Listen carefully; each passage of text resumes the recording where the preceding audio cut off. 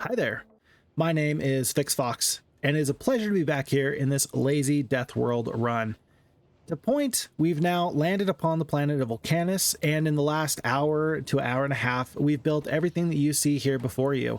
We've got some calcite processing up, we've got some general sulfuric acid coming from the pumps to the northeast, we've got our coal being mined out to the south, and then I am demonstrating that some of these foundries are spitting out the necessary materials for copper products and for iron products.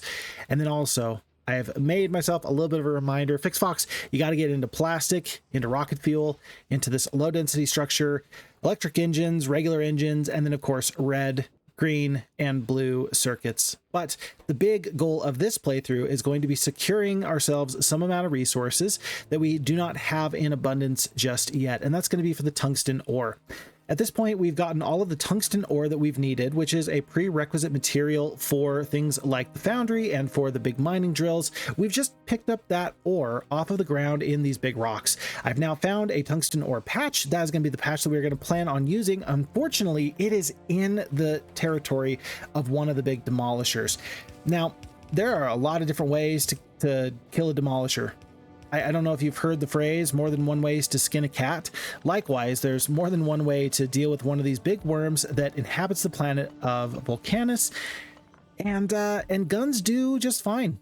Lots and lots of guns. The big issue with these enemies is that they regenerate very, very quickly. So if you don't get enough DPS or damage per second on them, I don't know why I just explained what DPS is to you, the viewer. I'm sure that you are a highly qualified gamer and you know what that means. I'm so sorry.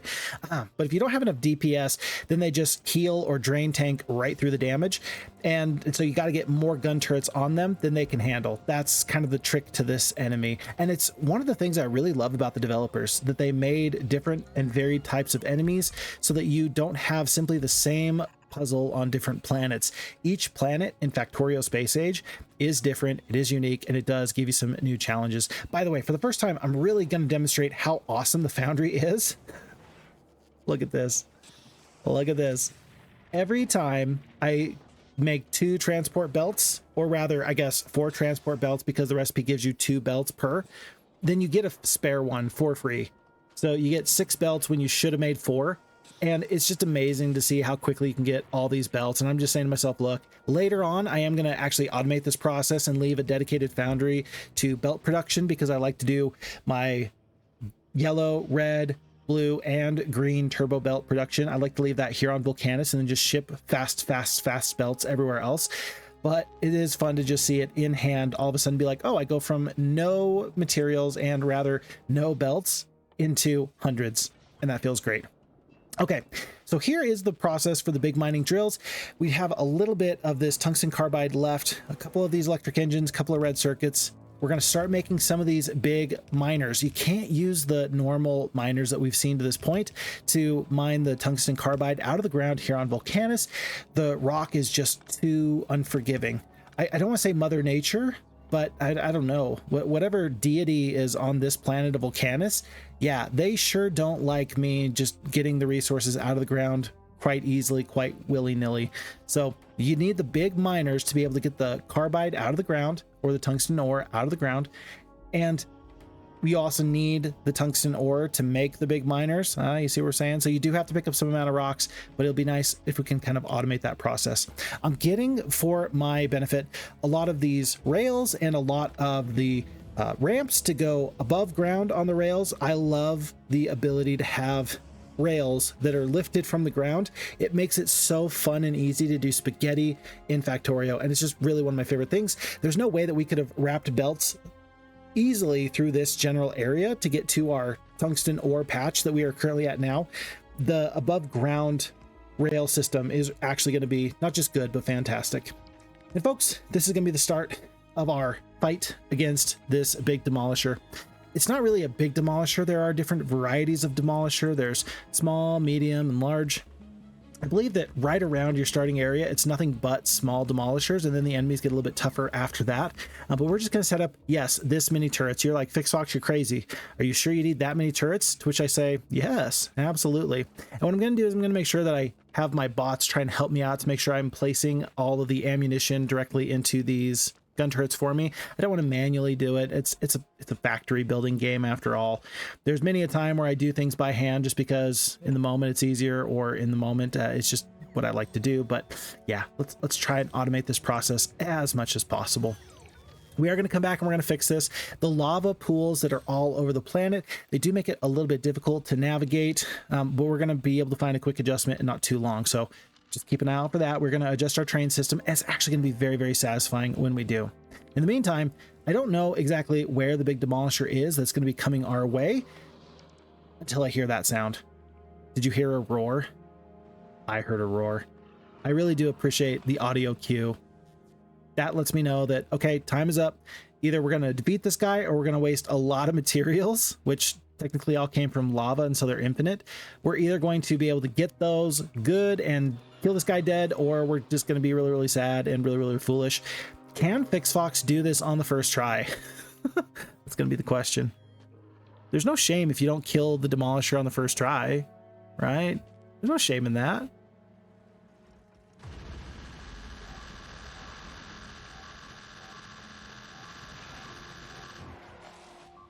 Beautiful, beautiful. I love that the demolishers pick up speed once they are egressed against, and then I love that they have the shockwave that disables a lot of mechanical stuff. I love that they spawn pools of lava from afar that will then kind of do ranged AoE damage against these clumped turrets. Really, we lost quite a bit of turrets there. That was no joke of a fight, but at the end we were able to mine and rather harvest what remains of the big demolisher, which is some tungsten ore that gets us started to get some more big miners. And then from there, we're just going to say, hooray, we did it. And we will save the gun turrets and the ammunition for the next time that we need it. Okay.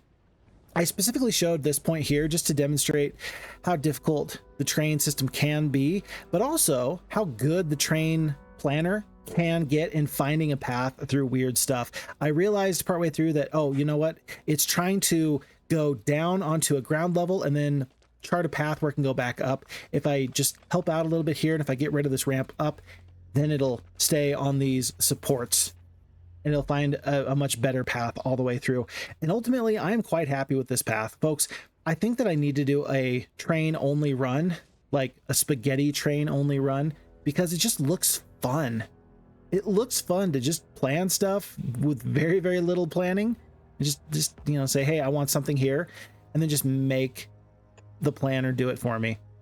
I know Factorio is all about, you know, designing things and making things great. Hey, I've got this nice little tool here that'll just do it for me. I feel like I need to just try to see how poorly a base will go if the computer calculates my spaghetti for me. But this is going to be a general train system that's going to drop us off the materials we need from the ore, and then watch this. Kadoosh. I'm glad that the train doesn't just go off of the edge. I'm glad that the train knows to stop and not crash, despite the fact that there are no rails there. That makes me quite happy. And then right about here, we're going to get rid of this ramp down. We're going to pull this rail system just to the left, or rather to the west of this ore patch. And then this is going to save me a lot of trouble in trying to get the resources back to my main base. One big dedicated rail line. Once again, single-headed trains. I don't know if I actually am going to need a much more comprehensive, much more expansive train network here on Vulcanus. As we go to planet after planet, I know that we're going to come back and we're going to redo pretty much every single planet once we have more tech available.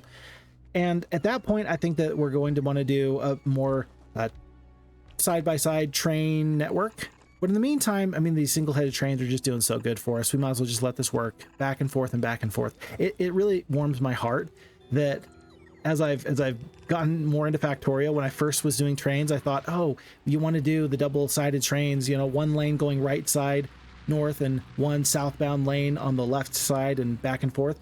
I always thought that just felt like it was more distinguished. But now, as I've gotten further into Factorio, I realize that the double-headed train is perhaps the most elegant of all the designs because it is the most simple. And there's something charming about that. I don't know if charming is maybe the right word, but I find it quite charming. Anyway, so now we have more or less automated the basic method to get the ore for tungsten back up to here. You can see that the tungsten ore is now coming into our assemblers here. It's a small little patch. We're going to get a little bit more of this in the future. And then I say to myself, well, let's get ourselves a tiny bit of light. A well-lit factory is a well-loved factory. I feel quite satisfied. This took probably, I think that this video is, let's see, looks like it's going to be about 10 minutes of the edited footage, and that took about an hour and a half to do everything that you've seen here so far today. So I do feel bad because I don't necessarily give you a great scale for time in these videos, but you know, an hour and a half, it says to me, let's go and get some major goal accomplished, and then let's focus on then refining. There's a certain workflow that I have where I get some big goal accomplished, and then I refine the factory and I improve it in some small and little way. By the way, we're now looking at the planet Nalvis, and we have some power issues only because we've designed it in that way. Look at these biters getting through the gate here. Oh my gosh, they actually got through the gate. And I am scared. We've been away from home for about 3 hours now, 4 hours, and I'm officially scared. I'm saying to myself, look, FixFox, we gotta hurry. We don't even have a rocket silo on Vulcanus. If there's a major problem at home that we can't deal with, we're gonna be in trouble. Look at how the pollution is not even fully active. The base at home is not doing exactly what it needs to be doing. But we gotta hurry. Oh, can you feel the time crunch? The time crunch is upon us. Folks, my name is FixFox. Thanks for the time, thanks for the energy, and I will see you in the next one. Take good care.